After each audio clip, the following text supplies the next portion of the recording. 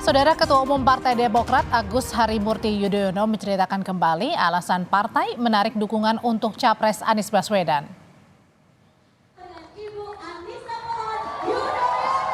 AHY bilang koalisi lama tidak mengindahkan nilai moral dan etika.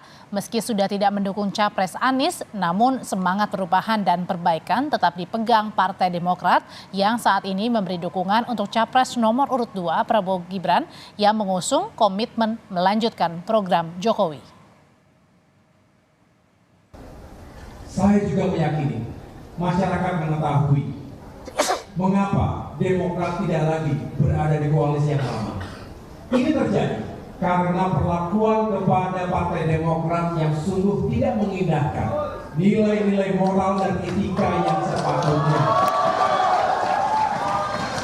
Kami memohon masyarakat dapat memahami situasi Partai Demokrat yang sangat tidak mudah waktu itu.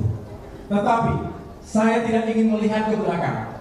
Kami ingin melihat ke depan karena agenda perjuangan kami, perubahan dan perbaikan, serta melanjutkan hal-hal yang sudah baik tetap dapat kami lakukan di tempat kami yang baru saat ini. Saling sindir soal etika mengemuka di debat ketiga calon presiden Minggu lalu 7 Januari 2024. Kala itu, calon presiden nomor urut 1 Anies Baswedan menyinggung pelanggaran etika Prabowo yang tetap memilih Gibran Rakabuming Raka sebagai cawapres Prabowo usai MK menetapkan batas usia capres-cawapres. Dan pernyataan itu langsung dibalas calon presiden nomor urut 2 Prabowo Subianto yang mengatakan Anies tak pantas berbicara etika. Prabowo bilang Anies memberi contoh yang tidak baik soal etik. Lalu ada kejadian-kejadian di mana kita semua menyaksikan ketika ada pelanggaran etika dan Bapak tetap jalan terus dengan cawapres yang melanggar etika. Artinya ada kompromi atas standar etika. Standar etika ini fakta. Ini fakta. Dan kemudian dalam pidato Bapak mengolok-olok tentang pentingnya etika. Saya tidak tega untuk mengulanginya. Bicara etik-etik, ya kan, saya tuh keberatan karena saya menilai, maaf ya, karena Anda desak saya terus terang aja saya menilai Anda tidak pantas bicara soal etik. Saya menilai Anda tidak berhak bicara soal etik karena Anda memberi contoh yang tidak baik soal etik. Terima kasih. Mengapa Ketua Umum Partai Demokrat Agus Harimurti Yudhoyono singgung etika ke koalisi lama yang mendukung Capres Anies Baswedan saat sekarang Partai Demokrat sudah memilih mendukung Capres Prabowo Subianto dan Gibran Rakabuming? Kita kupas bersama Kunto Adi, pengamat politik Universitas Padjadjaran. Selamat sore, Mas Adi. Selamat sore, Mbak Audrey. Apa kabar? Iya, Mas Kunto, jadi kenapa sih sebenarnya dikira-kira dia, Mas AHY ini Ketua Umum Partai Demokrat kembali menyinggung soal etika ke koalisi lama pendukung Capres Anies? Saat sekarang ini sudah berlabuh ke Capres nomor urut 2 ya, Prabowo Gibran untuk mendukung di Pilpres. Oke, kalau menurut saya yang pertama adalah soal bagaimana perdebatan tentang etik di debat ketiga calon presiden itu kemudian keluar gelanggang gitu kan, akhirnya kemana-mana. Dan akhirnya perdebatan etik itu menurut saya memang kalau mau balas dari sisi kubunya Pak Prabowo, ya paling tepat ya Mas AHY, yang paling tepat ya Demokrat. Karena dia pernah merasa dikhianati, ya kan, nomor 1. Lalu kemudian saya ingat banget perkataan Pak Anies waktu itu di Hotel Majapahit di Surabaya, lebih baik minta maaf daripada minta izin. Kan itu juga satu hal yang menurut saya sebuah contoh buruk dalam etika politik, dan menurut saya sangat tepat sebagai sebuah strategi yang membalasnya adalah Mas AHY di sini. Jadi ini masih berkaitan dengan debat ya? Hangatnya debat soal etika itu. Pasti. Karena kan ini melebar, Mbak. Kita lihat aja Pak Prabowo sampai kemarin hari Sabtu masih mengungkit-ungkit apa yang ada di debat gitu. Jadi debatnya melebar akhirnya. Jadi debat tidak selesai ketika debat itu ditutup acaranya, tapi kemudian perbincangan di media sosial, para capres kemudian membahasnya ketika pertemuan dengan pendukungnya, dan ini menimbulkan wacana dan interpretasi lain dari debat itu. Karena sangat mungkin ketika kita nonton debat kan, oh ya kita punya penilaian, tapi penilaian kita bisa bergeser ketika banyak informasi lain yang kemudian masuk gitu. Dan kubu Pak Prabowo berusaha mengubah penilaian itu dengan salah satunya soal etika ini, Mbak. Gitu. Dan yang paling tepat tadi kata Mas Kunto bilang adalah yang ibaratnya membalas lah ya soal etika ini adalah Mas Ahy yang dulunya mendukung Capres Anies pada saat di koalisi sebelumnya. Ya betul Mbak, karena itu alasan nomor satu, karena Mas Ahy Demokrat misalnya sudah hampir jadi itu kan, sudah tunangan, sudah hampir nikah gitu kan, tiba-tiba ada orang ketiga yang masuk kan, itu sangat pedih itu di perasaan kan. Tapi selain itu kita juga lihat dalam sejarah kan bagaimana Partai Demokrat memang punya kemampuan luar biasa di media terutama untuk jadi korban gitu. Kita lihat zaman Pak SBY dengan Bu Mega kan, gimana Partai Demokrat bisa mendapatkan simpati, bisa mendapatkan suara dalam pemilu justru ketika dia bermain korban gitu. Dia tidak menyerang, dia bermain korban. Menurut saya itu sudah jadi DNA-nya Partai Demokrat dan dia bisa melakukan itu tanpa harus berpura-pura Mbak untuk menjadi seorang korban gitu kan. Mas Kunto, yang menarik adalah juga soal pidatonya Mas Ahy yang bilang kita tetap mengusung perubahan untuk perbaikan. Tapi pertanyaannya kenapa masih mengusung perbaikan atau perubahan untuk perbaikan pada saat diketahui kalau sekarang Capres Prabowo ini adalah tagline-nya lanjutkan program Jokowi? Ya itu Mbak yang harus dipertanyakan ke teman-teman di Demokrat, terutama ke Mas Ahy. Sayangnya nggak ada teman-teman dari Demokrat di sini untuk. Kita sudah undang tapi kemudian berhalangan satu dan lainnya mungkin karena ada acara. Kalau ini dugaan saya atau perkiraan saya, yang pertama adalah soal konsistensi. Karena dari awal ketika menjelang pemilu 2024 ini, dari awal kan Demokrat ikut di koalisi perubahan itu kan Mbak.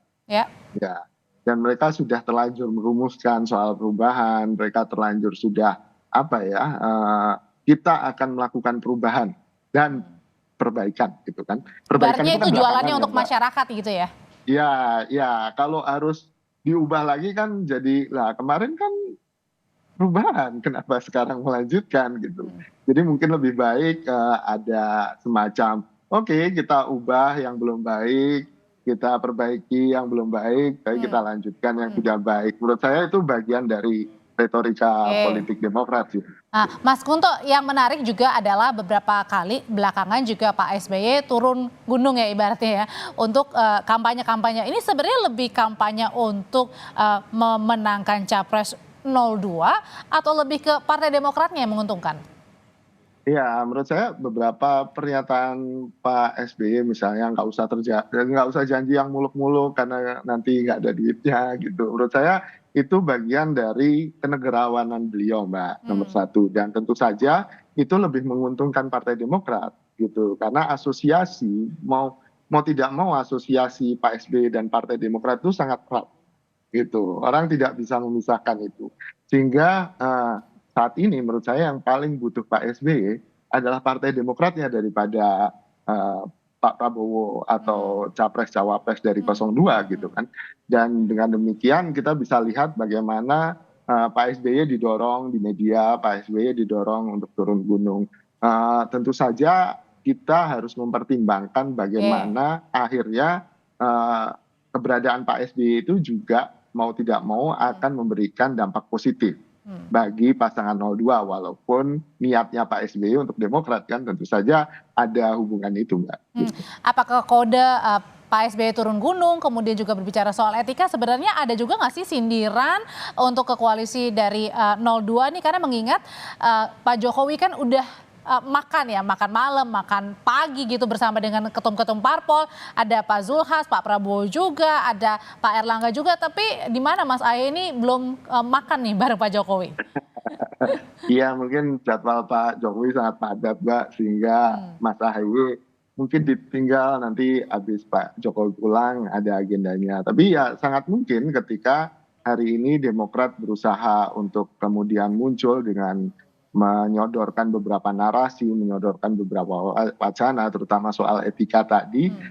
Yang pertama menurut saya bukan hanya soal Pak Jokowi Mbak. Ini kan sudah menjelang 1 bulan hari H, ya kan. Dan menurut saya mereka akan sudah evaluasi bagaimana menjelang 1 bulan ini dan apa yang harus lakukan, dan ini salah satu strategi mereka muncul di media, kemudian mendorong narasi besar, berhadapan-hadapan dengan 01 misalnya, itu menurut saya membuat fokusnya lebih pada AHY dan Demokrat. Dan diharapkan dengan demikian bisa membawa fokus ini menjadi suara di hari H nanti. Ini kan Oke. ya pasti Demokrat pengennya dapat suara, dapat kursi di DPR, itu Iya, tujuan mereka gitu. iya. Tapi Kalaupun Pak Jokowi itu nomor 2, Mbak. oke, Mas Gunto, nah hari ini kan atau sore hari ini kan sejumlah tokoh bangsa ya juga menemui kediaman dari Presiden ke-6 nih Pak SBY. Nah kira-kira nih akan mengubah nggak mungkin bukan peta ya, tapi lebih kemana persepsinya dari Demokrat, apalagi tadi dikatakan ini sebenarnya hampir kurang lebih dari 1 bulan ya, atau satu bulan lagi tepatnya 14 Februari nanti. Iya, 31 hari tepatnya, Mbak. Kan bulannya 31 hari. Dan saya melihatnya begini, tokoh-tokoh bangsa yang mengunjungi Pak SBY itu sebuah gerakan moral. Dan gerakan moral ini hari ini penting. Pak SBY bisa memposisikan dirinya tidak sebagai pendukung 02, tidak sebagai ketua pembina partai gitu kan, tapi sebagai negarawan gitu. Dan itu sangat menguntungkan bagi Demokrat gitu kan, walaupun tidak secara langsung tentu saja. Dan dorongan moral ini sangat penting menurut saya, apalagi situasi politiknya memang sedang memanas gitu kan. Saya lebih ingin memisahkan itu dari soal politik elektoral gitu, ya kan? Karena ini jelas lebih ke moral. Saya menghargai bagaimana Pak SBY juga menerima tokoh-tokoh Berarti lebih kepada bangsa. Pak SBY-nya lebih kepada Betul. lihat perspektifnya sebagai presiden ya, presiden ke-6 RI ya. Betul Mbak. Jadi kenegarawanan ini, dan kita butuh orang-orang yang punya Oke, baik. sense of state gitu lebih baik gitu.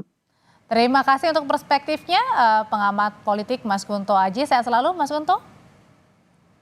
Sama-sama Mbak, sehat selalu.